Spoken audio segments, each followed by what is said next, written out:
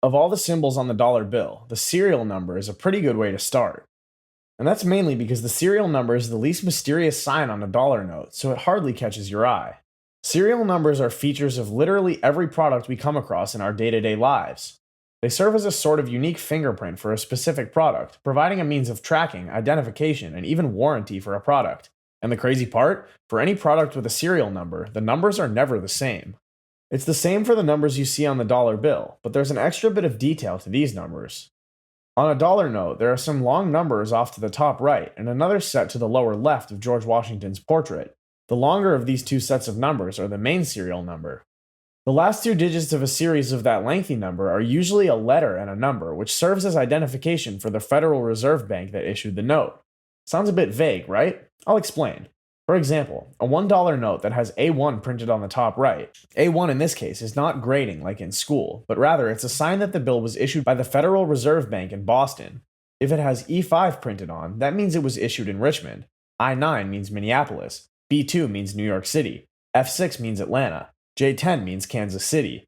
C3 means Philadelphia. G7 means Chicago. K11 means Dallas. D4 means Cleveland. H8 means St. Louis, and L12 means San Francisco. Take a closer look at a dollar bill, and you'll also notice that same letter appearing in the middle of the Federal Reserve District seal, just to the left of the president's portrait. That letter corresponds to the four numbers located near the figure indicating the value of each dollar bill at the four corners of the note. So, a $1 bill issued from the Atlanta Federal Reserve District would have a prominent letter F printed within the Federal Reserve District seal, and at the front of the two serial numbers. That note will also have the number 6 printed near each of the four corners, still to indicate that it was issued in Atlanta. It all sounds a bit confusing at first, but the more you pay attention to these details, the easier it gets to interpret every number or randomly placed letter on a dollar bill. One symbol on the dollar bill that's a bit more interesting is the bald eagle. We see it everywhere, basically because it's the highlight of the Great Seal, but what does it actually mean?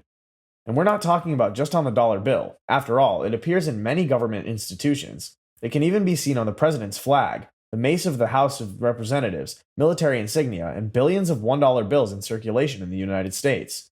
Yet a lot of American citizens still don't recognize that detail on the eagle has a meaning and points to something specific about the country.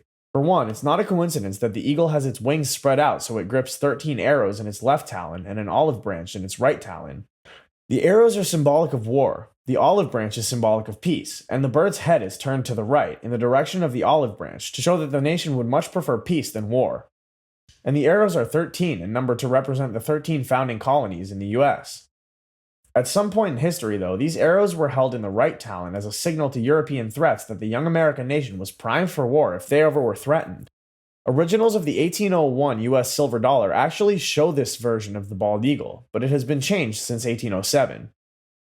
And although, as a result of the small printing size, it's near impossible to notice what's written on the scroll clutched in the eagle's beak, it's actually a Latin phrase, e pluribus unum, which translates to out of many, one. This eagle has been the national bird of the United States since 1782, which is when it was first placed with outspread wings on the Great Seal of our country. What many people don't know, however, is that the members of Congress back in the 1770s had a bitter dispute that lasted for 6 years over what the national emblem should be. And even though they finally settled on using the bald eagle, some of the most prominent historical figures in the country's timeline have suggested or made moves toward removing the eagle. For example, Ben Franklin, one of the United States founding fathers in philosophy, science, and literature, was once quoted to have said, "I wish the bald eagle had not been chosen as the representative of our country. He's a bird of bad moral character, like those among men who live by sharping and robbing. He is generally poor and often very lousy.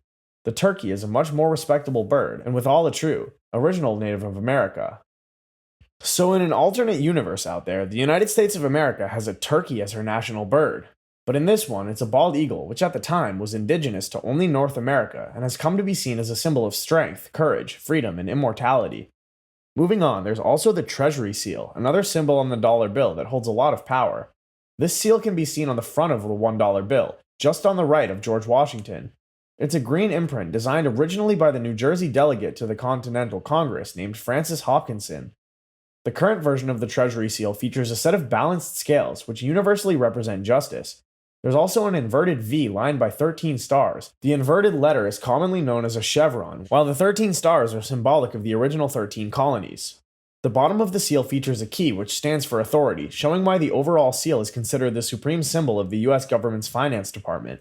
Apart from the dollar bill, this seal can be found on various types of US currency, including Federal Reserve notes. And although the $1 bill has a green seal with green serial numbers, the seal comes in other colors too. The United States notes, also known as legal tender notes, that were in issuance until 1986 had red Treasury seals and red serial numbers, while the silver certificates, which were backed by silver bullion in the US Treasury and had blue Treasury seals and blue serial numbers. But like most symbols used by the American government, it would interest you to know that the Treasury Seal in use today is actually the updated version. That's right, back in 1788, when the Continental Congress said Hopkinson create the seal, it bore the Latin inscription Thesor Amer Septent Sigil, which translates the seal of the Treasury of North America. And for almost 2 centuries, that inscription remained the same until some minor changes were approved by Treasury Secretary Henry H. Fowler on January 29, 1968. The inscription changed to the present design, which reads the Department of the Treasury, and there was the addition of the date 1789 to record the year the department was created. Next, we'll take a look at the pyramid and eye, which is a really interesting one.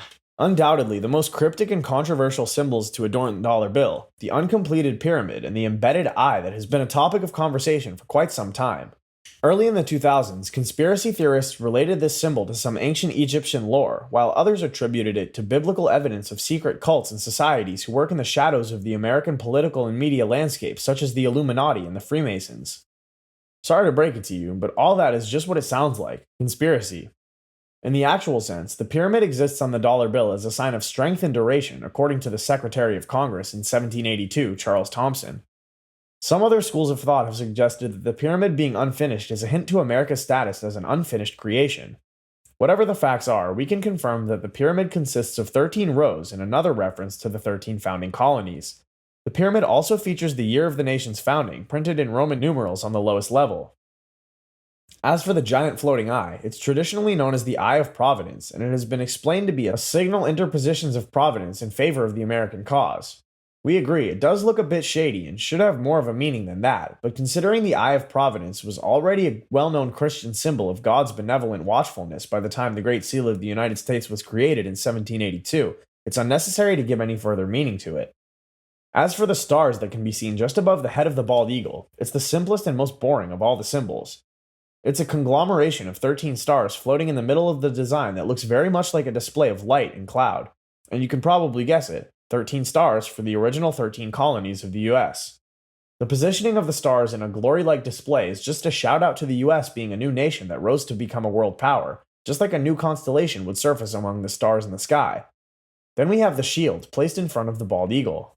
Again, another common feature in symbols of the American government, but on the dollar bill, the shield standing alone, without any support, has been explained to be a symbol of the US resilience on their own virtue without the influence of foreign parties.